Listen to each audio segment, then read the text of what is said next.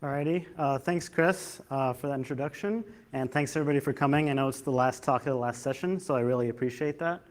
I'm really excited to present my work, PhishFarm, which will be measuring the effectiveness of evasion techniques against modern anti-phishing blacklists. And this is joint work with my colleagues at Arizona State University, as well as PayPal. So we all know that phishing attacks rely on social engineering to get users to submit credentials or other sensitive information onto malicious websites after following malicious messages. And on the surface, these attacks seem a little bit trivial, but they work and they cause widespread damage because we have an extensive ecosystem which supports these attacks and makes them scalable. And for that reason, these phishing attacks are a challenge to mitigate at scale. Here's one example of a recent phishing attack which actually compromised the email inbox of John Podesta, one of the Democratic Party leaders. And this email bypassed both technical and human review. So it bypassed the spam filters and the blacklist, and also bypassed people who looked at this email and said, you know, this looks legit, you should probably follow the link. Now, phishing has been around for a while. This isn't the first kind of issue that we've run into. So we have a key defense, which is browser blacklists. And these are deployed across major web browsers, both on desktop and mobile. And the idea is that when you visit a malicious website, you'll see a prominent warning, such as this one, which will effectively prevent you from accessing the content unless you try really hard. So the objectives of blacklists are twofold. First of all, we want timely and comprehensive detection and blocking of malicious websites. And we also want a low false positive rate so that websites that have legitimate business don't get disrupted. Of course, it is in the interest of attackers to circumvent these blacklists. And the way they do this is by various evasion techniques. Before I get into those evasion techniques, here's a quick glance at the anti-phishing blacklists as they were when we did this research. So Google Safe Browsing protects Chrome, Firefox, and Safari, and they have a significant majority of the market share both on desktop and mobile. Microsoft Screen will protect Windows, Internet Explorer, and Edge, and then the Opera blacklist protects the Opera browser. There are still some browsers that don't have any of this protection, such as Android browser, but that gap is narrowing. So why do we want these evasion techniques for attackers? So blacklists work as follows. First, a malicious URL will be reported to the anti-phishing entity that controls the blacklist. That URL will then be checked by the entity, classified as a phishing URL, and added to the blacklist. So for example, as you can see here, the website secure-login-paypal.com should show up with a red warning. But if we employ evasion techniques such as cloaking, the victim will visit the site and they will see the content, which is the bogus login page. But when the security crawler visits the page, they might get either benign content or an error message saying that there's nothing there. And when this happens, it's possible that the URL will never be added to the blacklist. And as a result, the attack will stay on for a longer amount of time before it's mitigated, and attackers get a better return on investment. So our key research question is, how effective are these cloaking techniques really against our blacklists? Prior work has not actually looked at this. So when we employ cloaking, does the blacklisting occur? Are all the browsers, all the users, and all the devices consistently protected? And is the blacklisting quick enough to prevent real-world harm? In order to figure this out, we started by deploying some preliminary experiments to really understand how these anti-phishing entities behave. We wanted to deploy a controlled configuration that's representative of the real anti-phishing ecosystem and real phishing websites. And we wanted to use this information obtained through the preliminary experiments to guide the full-scale experiments that follow to give us a statistically significant sample. Another advantage of this approach is that whatever security recommendations we find early on could be shared with the anti-phishing entities. And our goal was to evaluate cloaking techniques that target real-world parts of the population. So we wanted to pick techniques that are representative of real users out there. So in addition to having some websites that have no cloaking as our control group, we started by having a technique that targets specifically mobile users, so Android and iOS. We believe that this is a very large subset of users today. We also looked at geolocation, so US and non-US desktop users, kind of killing two birds with one stone with these cloaking techniques. We also took a real-world collection of IP addresses, user agents, and host names from a large data set of real phishing sites. So kind of to understand, do off-the-shelf phishing kits really work? And is there any purpose to these filtering techniques that they employ on the back end? Finally, JavaScript is what we believe to be an emerging cloaking technique. So we included a batch of websites that has phishing content that only renders if JavaScript is running in the browser. So for our preliminary experiments, we take these 6 cloaking techniques and we create batches of websites with 6 or 7 of each. We then take each batch and report it to 10 top anti-phishing entities for a total of 400 sites. We then used both random and deceptive URLs to understand if the URL plays an important factor alongside the entity and the cloaking technique. And the way we did this was as follows.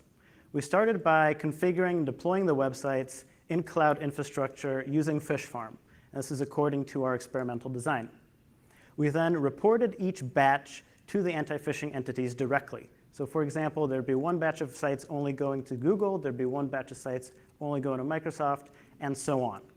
We then have a monitoring system which is continuously looking through the various web browsers that we're targeting, both on desktop and mobile, to see whether or not the blacklisting is actually occurring. And all of this can be done with a minimal setup and essentially end-to-end automation. I'm not going to go in depth on the technical implementation, but if you're interested, please take a look at the paper where we document that. Here's an example of one of our phishing websites. Because this project was in collaboration with PayPal, we of course had permission to use their logo and their look and feel. And on an ethical note, we did not actually collect any credentials, nor was there a capacity to collect credentials, though from the perspective of a web crawler, it would appear as if we had that capacity. We also never distributed these websites to any real users. We only sent them directly to the anti-abuse entities. And when monitoring, in the ideal case, we wanted to see this kind of warning very early on. So this was kind of the thing that we wanted to see. After we ran the preliminary experiments, we had a number of security recommendations that I'll get into later. We started by having disclosure meetings with the top browser vendors and anti-phishing entities. We also put together a written report to other organizations which were involved in the study, but either we couldn't reach or that were not directly part of the disclosure. So we then moved on to the full experiments. And the preliminary experiments gave us good data and a good indication that these 6 cloaking techniques were, in fact, good choices. So we wanted to scale up everything. We went from 6 from the preliminary experiments up to 66 of each of these for a total batch size of about 400 sites per entity. And again, as before, we reported each batch to each entity for a total of almost 2,000 sites. Lastly, for the full experiments, we took out the URL variations, and all the URLs were random just to eliminate that as a confounding factor. Here's a quick video. This is not in the paper. I just wanted to show how this all works. So we have our experimental configuration, and this gets imported into PhishFarm. Now all those websites, those 2,000 websites, have been deployed in our cloud infrastructure. We go ahead and activate the websites so that now they can be publicly accessible. And once they're activated, we'll get a confirmation of this, and we can go ahead and proceed to report the websites to the entity. And this is as easy as just selecting them all. Our framework will send out the emails. Those emails will contain essentially a phishing message, similar to what a real user might see and similar to what a spam filter might be trained on. Here's an example of a live example of one of our websites. It'll look very similar to what we saw in that screenshot earlier. And as I mentioned, we had a total of over 2,000 of these. Finally, while these sites, after these sites have been reported, we're running this monitoring system in the back end that's looking through all the browsers and checking for these blacklist warning messages. We ran this for about 72 hours, And after this, we had a treasure trove of data which we could then analyze to understand the ecosystem. At the end of the deployment, we had over 20,000 blacklist timestamps from all of these sites, and we also got over 2 million web hits from the crawling infrastructure. So there's a very large volume of activity from the security crawlers. In our experiment, we saw that cloaking reduced the likelihood of blacklisting by about half, and it doubled the time to blacklisting. In addition, sites that had cloaking techniques were less likely to actually be visited. Now, I'll throw in one caveat here. This is assuming that a reporting methodology is representative of the ecosystem. So these results do not generalize necessarily to the entire population, but they're representative of our experimental design, which can always be modified as needed, using this framework. So now I'd like to talk about the specific effectiveness of each individual cloaking technique. This chart combines the results across all of the browsers, and on the y-axis, we're looking at the total percentage of websites that are being blacklisted. Now, this percentage might seem a little bit low, and this is because some anti-phishing entities, such as Google, aren't protecting browsers such as Internet Explorer and Edge, even though we were monitoring those browsers. On the y-axis, we have the number of hours that have elapsed since we sent those reports and since the phishing sites went live. And on the far right are the last 3 days of the experiment, just for space so that you can see what's going on. We observed that the real change in blacklisting happens after about 2 hours or so. So before then, a very small percentage of sites is blacklisted, but after about 2 hours, we see some significant growth. And websites without any cloaking techniques were the most likely to be blacklisted there. We see a similar story after 8 hours, where websites that had, for example, the US-only geo-filter were the least likely to be blacklisted, with all the other filters falling somewhere in between on that range. You'll notice at the end, there's some of the, this is the HT access data set. Those are actually more likely to be blacklisted than the sites without cloaking, and this is because I believe that there's some fingerprinting going on of these real-world phishing sites. Now, one last thing that might not have been immediately obvious is the bottom of the chart. You'll notice that the iOS and Android cloaking techniques saw absolutely no blacklisting. So this means that sites that were targeted at mobile users were never mitigated using this, these blacklists. And moreover, the sites that were blacklisted on desktop platforms would also not show any warnings on mobile. So this is a huge finding that we made. After deploying this, one of our biggest anti-phishing defenses was actually not working in mobile devices at all. We saw that US-only cloaking websites were not blacklisted by Google Safe Browsing, and we believe this is because of the way the infrastructure worked on the back end. Similarly, for other anti-phishing entities, the non-US sites were not being blacklisted. The real-world cloaking from those phishing kits were effective in the first 12 hours, and the JavaScript cloaking slowed blacklisting in the long term quite effectively.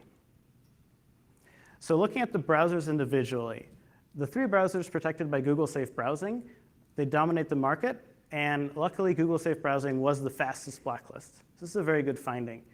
But those gaps, as I mentioned, with mobile, they have the largest impact at that point. So the fact that there was no blacklisting in Android and iOS meant that a significant number of users were not being protected. Microsoft Smart Screen was actually the only blacklist that used proactive heuristics on the page content and the URL to blacklist websites without actually verifying the content. So this is a good thing, but unfortunately, phishers are shifting away from using deceptive URLs and using other techniques that bypass these heuristics. In our experiment, we saw very limited coverage from Opera, and we saw very limited data sharing between Google and Microsoft's blacklists, although clearinghouses such as the APWG did share data. So a key outcome of this research is that following our disclosure to Google, we're actually able to address this mobile blacklisting issue. Before September 2018, if you visited a known malicious site, a known phishing site, you would see something like this. You'd see the real login page. But now you should be seeing the warning correctly. And in addition, other cloaking techniques that we've looked at are now more easily detectable. So looking at the broader ecosystem, what are some of the vulnerabilities that are still out there? So we believe that cloaking still prolongs the window of opportunity that phishers have. And in particular, the geo-specific cloaking, not even limited to the US, but if it's limited to specific countries, is a legitimate concern for the anti-phishing ecosystem today. Our mitigations are not fast enough to prevent abuse, and both blacklist and hosting infrastructure are areas that could be improved. Finally, there's a need for continuous testing and verification of our defenses, which is something that PhishFarm supports, and it's a way for detecting that baseline mitigations, such as the desktop and mobile, are both working as intended. We can also proactively test any emerging techniques for evasion that might come out. I expect novel cloaking techniques, especially those based on JavaScript, to be developed over time, and this is something that we should expect. Finally, data sharing between entities, I think, is an important thing, an important change that we can do to improve the effectiveness of next-generation anti-phishing systems. Trusted reporting channels between victims of phishing and the organizations that are being phished and the blacklist providers themselves would offer intelligence that might not immediately be available to blacklist providers. And finally, in the long term, proactive detection techniques that involve these trusted reporting channels and other intelligence beyond just content is something that we should look to. Of course, a multi-layer strategy is the most effective, so this should all be done alongside other mitigations such as two-factor authentication, user training, and so forth. So with that, that's everything I have, and I'll be happy to take any questions. Thank you.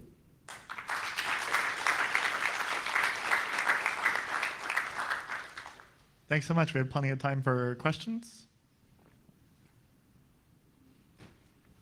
So I definitely have a couple questions. So one of the big ones, I think you did mention a little bit about ecological validity. I think that, so just to confirm, you sent the URL for your page once to the reporting, and there was no other ingestion of that URL into their system. That's correct. In these experiments, we did it once, yes. Okay. That's something we decided to do just because we did not know what would happen, so we had to make these controls in these experiments. But I think that going forward, it might be more representative to either continuously send these sorts of reports or vary the distribution channels and include multiple entities in a single deployment. Hello, my name is Christina Cravenu from Microsoft, and phishing is one of the things that I do there, detection for advanced threat protection, part of Office Exchange. I can tell you that submission channels are different depending on the part that you submit to. So if you would submit something which is goes to a Hotmail account versus an Exchange advanced threat protection account, the results are different because analyzing the content of the page is quite expensive at scale. So it's something to keep in mind as you're doing the analysis.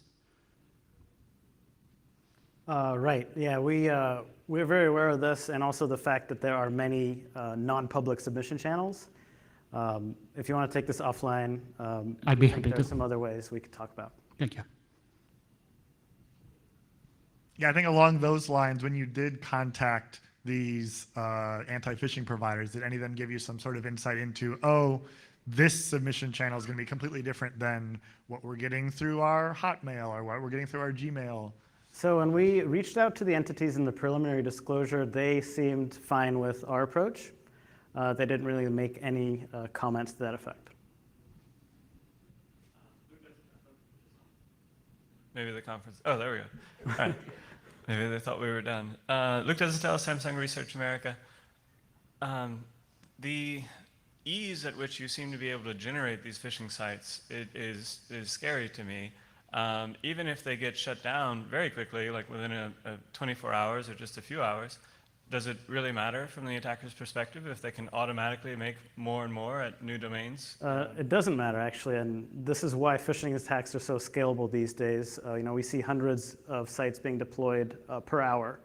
So that's why our defenses just need to be, we can't have that gap. It needs to be proactive. Yeah. And this is also the reason why we're not open sourcing. Even though we're open to sharing the framework with researchers, we're not going to distribute this to malicious users.